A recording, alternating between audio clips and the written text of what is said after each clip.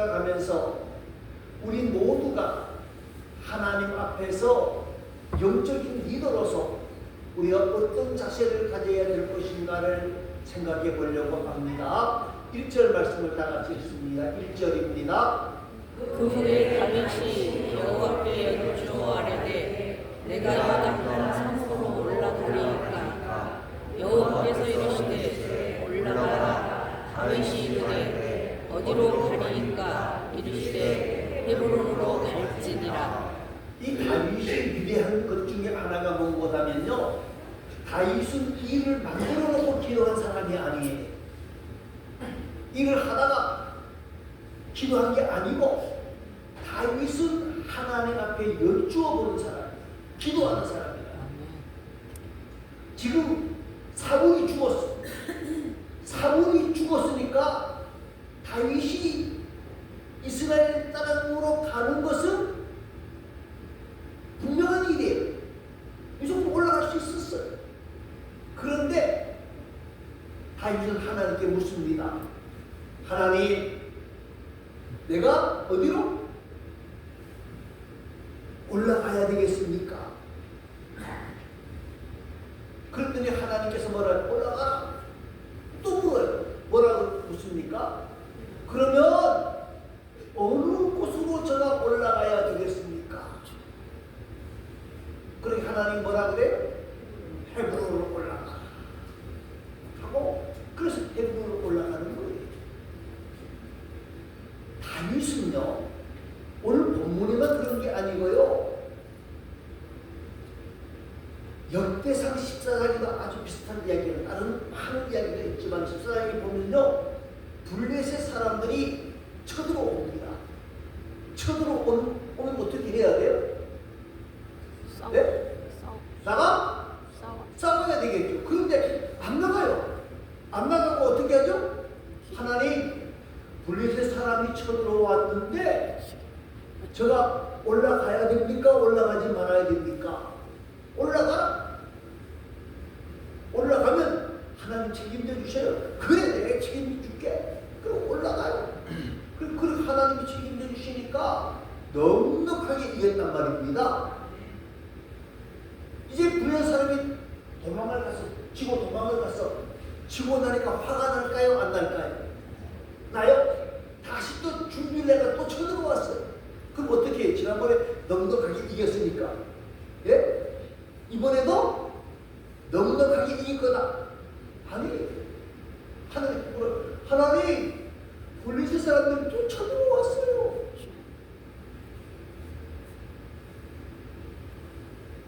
올라갈까요? 올라가지 말까요? 올라가지 마라. 그럼 어떻게 합니까? 조금 기다려. 옥나무에서 사람 걷는 소리가 나거든, 발자국 소리가 나거든, 그때 올라가. 그래서 다윗이 기다립니다. 그 하나님의 말씀에 순종해서 기다리다가 옥나무에서 무슨 소리가 나요? 발자국 소리가 나요. 그리고 올라가서 다윗이 블레셋 사람을 또 완벽하게 물리쳐버리고 마는 거예요. 여러분, 다윗이라고 하는 사람은요, 뭘 알았는가? 다윗이라고 하는 사람은 하나님이 모든 것을 주관하시는 것을 알아. 여러분, 우리가 이 시대에서 우리가 왜 하나님 앞에 기도하며 나가야 되느냐? 예레미야 33장 2절 말씀에 보니까 하나님은 일을 시작하시는 분이라고 그랬거든요. 하나님이 일을 시작하시는 거예요. 여러분, 우리의 인생에 위기가 찾아오고 우리 인생에 어려움이 찾아오고 문제가 있고 또 좋은 일이 있고 기쁜 일이 있고 즐거운 일이 있을 수 있어요. 그때마다 우리가 흥분하면 안 돼. 하나님께 물어야 돼. 좋은 일이 있을 때도 하나님께 물어야 되고요. 어렵고 힘든 일이 있을 때도 하나님께 물어야 되는 거예요. 왜요? 일을 시작하신 이가 누구시다? 하나님이시다. 그 더 중요한 것은요, 일을 성취하시는 이가 누구십니까? 하나님이시다. 여러분, 좋은 일이든 슬픈 일이든 어떤 일이든 누가 시작하신다고요? 하나님이 시작하시고 그 일을 성취하신 이가 누구시라고요? 하나님이시요. 하나님. 그러니까 우리 모두가 하나님 앞에 물어보아야 된다는 거예요. 그래서 예레미야 33장 3절 말씀을 보면 이렇습니다. 너는 내게 부르짖으라. 내가 내게 응답하겠고 내가 알지 못하는 크고 비밀한 일을 보이리라. 그렇게 말씀하셨습니다. 이게 부르짖으라는 말은요, 운동선수들이 달리기 하는 선수들이 100m를 달릴 때 최선을 다해 달리는 것처럼 하나님 앞에 모든 것을 맡기고 간절하게 기도하라고. 그런데 여러분, 간절하게 부르짖으면 그 100%예요. 간절히 부르짖지 않아도 부르짖기만 해도 하나님이 뭐 하셔요? 응답하신다. 요한복음 14장 13절 14절 말씀, 너희가 내 이름으로 무엇이든지 구하면 내가 뭐 하신다고요? 행하신다 그랬어요. 그리고 아버지로 하여금 아들로 말미암아 영광을 받으시게 하노니라 그랬어요. 그렇기 때문에 지혜로 솔로몬은 잠언 16장에서 말합니다. 너희 행사를 누구에게 맡기라? 여호와께 맡기라. 그리하면 너희 경영한 것이 이루리라. 이루리라. 사랑하는 성도 여러분, 저와 여러분이 이 세상에서 사는 동안에 우리의 영적인 사람들이 가장 중요한 것은 하나님 앞에 엎드려 기도하는 것이라고 하는 사실을 꼭 기억하시고, 기도하는 귀한 자들이 되어지고 기도의 응답을 만나야 우리가 신앙이 재밌어요. 기도의 응답이 기도하지 않고 기도의 응답이 없으면 어저께나 오늘이나 영원해, 어저께나 오늘이나 영원하신 분은 딱 한 분이면 돼요. 누구죠? 하나님 한 분이면 돼요. 그런데 우리의 신앙은 어저께나 오늘이나 영원토록 같은 건 돼요? 안 돼요? 안 돼요. 기도할 때 하나님이 응답을 주시고, 기도하는 것을 내가 응답받았을 때 그 기쁨과 감격이 우리를 하나님의 사람으로 만든다는 사실을 꼭 기억하시기를 바랍니다. 이제 3절 말씀을 봅니다. 3절을 읽겠습니다. 다 같이 읽습니다. 또 자기와 함께하는 죽은 자들과 그들의 가족들을 다시 다 데리고 올라가서 헤브론 각 성읍에 살게 하니라. 예, 이제 하나님의 응답을 받고 다윗이 자기 모든 식구들을 다 데리고 갑니다. 자기 모든 식구들을 다 데리고 가는 건 당연하겠죠, 그죠? 그런데 자기와 함께 했던 사람들 다 데리고. 여러분, 많은 사람들이 도사구팽이라는 말을 합니다. 무슨 말이죠? 네? 자기를 위해서 열심히 일하는 사람들, 자기가 딱 어떤 자리에 올라가면 그 사람들 어떻게 한다고요? 내버리는 거예요. 내버리는 거예요. 이제는 필요 없다 하고 내버리는 거예요. 이놈들 잘못하면 내 뒤통수를 칠 수 있지. 그리고 다 내버려요. 그런 경우가 참 많이 있어요. 우리나라 역사에도, 우리 현대사회에도 지금도 많아요.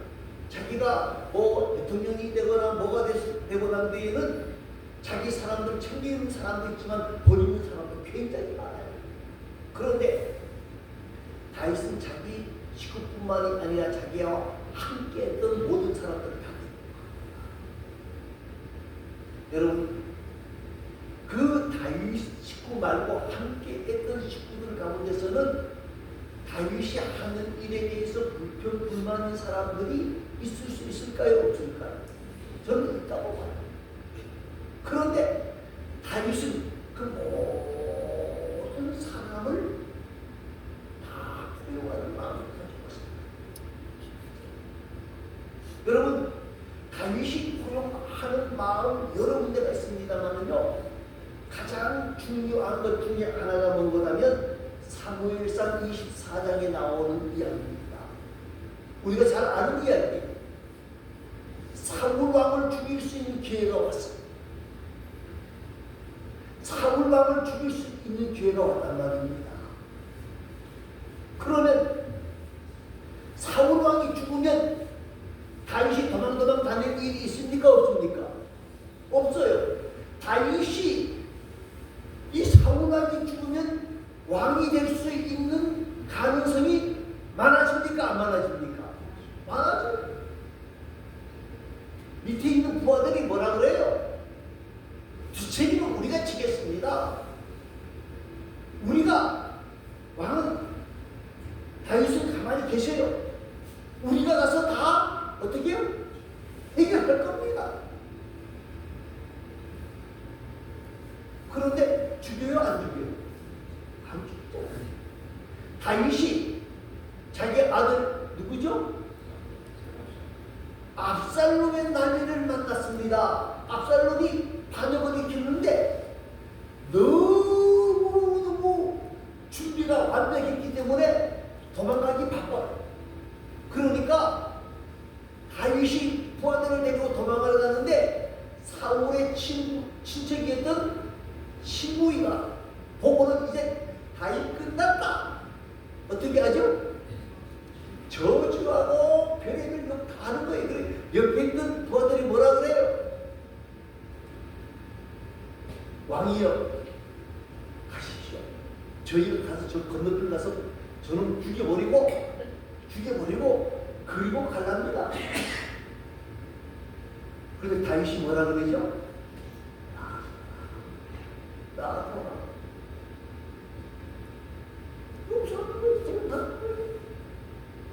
사랑하는 성도 여러분, 오늘 저와 여러분이 이 땅을 살아가면서 행해야 할 것 중에 하나가 다른 사람을 품에 안는 포용의 정신을 가지는 것이 중요해요.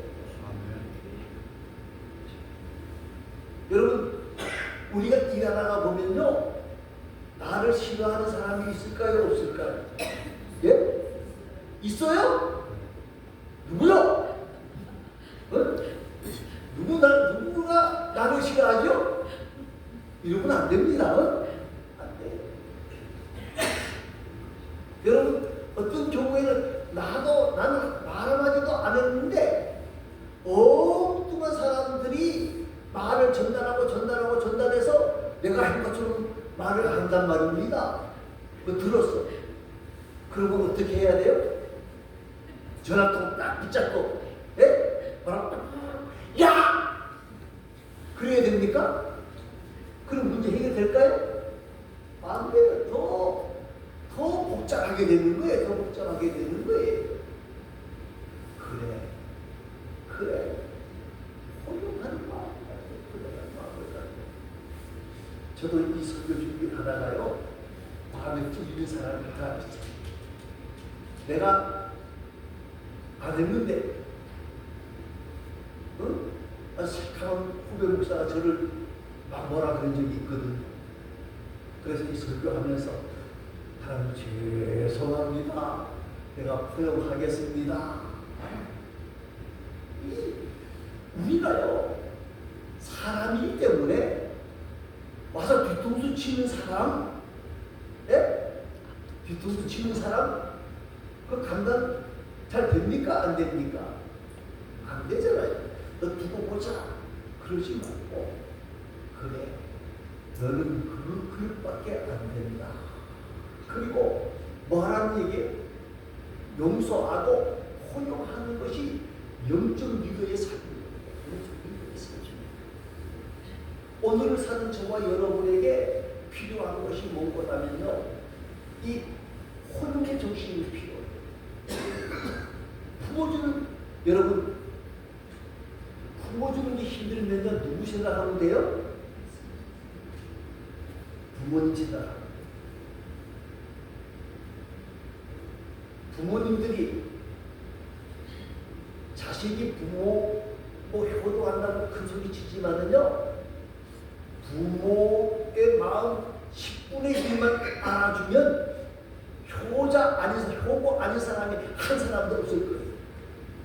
네? 우리가 사고를 많이 쳐요. 그런데 다른 사람은 품어주지 않지만 누구는 품어줍니까? 예? 그게 가장 오늘 사는 저희들 마찬가지입니다. 이 땅을 살다가 보면 여러 가지 어려움을 만나고 사람과 사람과의 관계에서 문제가 생겨요. 아까도 말씀했습니다. 나하고는 아무 상관없어. 그런데 문제가 만들고 또 어떤 때 가만히 와서 뒤통수 치고요. 그러면 화나지요. 그런데 품어줄 때에 하나님 주신 은혜가 있다는 사실을 여러분 기억하시고 저와 여러분이 품어주는 삶을 살아가는 복되고 아름다운 포용의 사람들이 되어질 수 있기를 간절히 소망합니다. 이제 5절 말씀을 읽어보시기 바랍니다. 5절 말씀입니다. 다윗이 야베스 사람들에게 전령을 보내 그들에게 이르되 너희가 너희 주 사울에게 이처럼 은혜를 베풀어 그를 장사하였으니 여호와의 복을 얻을지어다. 다윗이 이제 하드로로 올라와서 유다의 왕이 되어졌습니다. 유다의 왕이 되어졌는데 이제 다윗을 죽이려고 했던 사람이 누구죠? 사울 왕이 죽었단 말입니다. 그러니까 이 사울 왕이 어떻게 죽었느냐? 블레셋과의 전쟁을 하다가 그 전쟁에서 전사를 합니다. 그랬더니까 이 블레셋 사람들이 어떻게 하는가 하면 그 사울의 시체를 벳산 성벽에다가 달아놨습니다. 봐라! 하고 벳산 성벽에다 그 시신을 딱 달아놨는데 블레셋 사람이 겁이 나서 누구도 그 사울의 시체를 내리지를 못하는 거예요. 사울의 시체를 못 내려요. 그런데 길르앗 야베스 사람들이 이 시신을 어떻게 하는 거예요? 거두어요. 그리고 그 시신을 거두어서 장례를 치렀어요. 그런데 다윗이 유다의 왕이 되어지고 난 뒤에 사람에게 묻습니다. 사울의 시신은 어떻게 됐느냐? 그랬더니 사람들이 말합니다. 뭐라고 말을 해요? 그거 누가? 길르앗 야베스 사람들이 그 시신을 거두었습니다. 하고 아뢰는 그 아뢰는 이유가 뭔가 하면 아직도 사울을 뭐하는 사람이 있다? 지지하는 사람이 있다. 여러분 길르앗 야베스 사람들이 사울의 시신을 거둔 것이요 그냥 미미한 거 아니에요. 굉장히 자기들 목숨을 걸고 한 거예요. 우리나라의 왕 가운데에 조선시대의 왕 가운데 단종이 있습니다. 단종이 어디에서 죽었는가 하면 영월에서 죽었습니다. 영월에서. 그런데 그 단종의 시신이 길바닥에 있는데도 누구도 손을 못 대요. 왜요? 왜 못 될까요? 무서워서. 네? 세조가 단종의 시신을 거둔 사람이 누구냐? 물으면 죽을 것 같으니까 그래서 누구도 단종의 시신을 손을 못 대는 거예요. 그런데 영월 음식은 아닌 중에서 어봉도라고 하는 사람이 있습니다. 호당인데 이제 관청에서 여러 가지 직무들을 세금 거두고 이런 일을 하는 사람이었어요. 이 사람이 감히 가서 그 시신을 거두고 줬어요. 그래서 나중에 이 영월 쪽에 사는 엄씨들이 그 시신을 거둔 덕분에 나중에 세월이 몇십 년이 지나고 난 뒤에는 뭐가 되죠? 높은 벼슬을 만나 그리고 양반의 칭호를 얻게 되어주는 거예요. 그러나 그 당시에는 목숨 걸고 하는 거거든요. 그런데 지금 야베스 사람들이 사울의 시신을 거두었습니다 하고 아래에 있는 사람들은 왜 아래느냐? 아직도 사울을 지지하는 사람들이 있습니다 하는 것을 말하는 거예요. 그런데 다윗이 어떻게 합니까? 그 길르앗 사람들을 이놈들이 사울의 시신을 거두고 지지를 해? 그렇게 하지 않고 어떻게 했다고요? 그들에게 뭐라 그래요?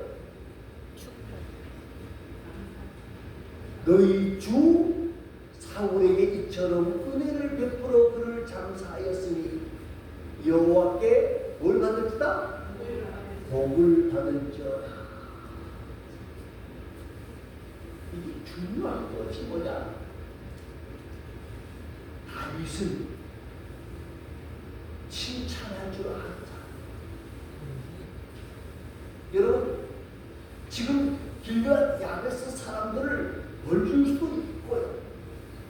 여러 가지 일들을 할 수 있지만 다윗은 그들의 행위에 대해서 칭찬을 하는 거예요. 칭찬을.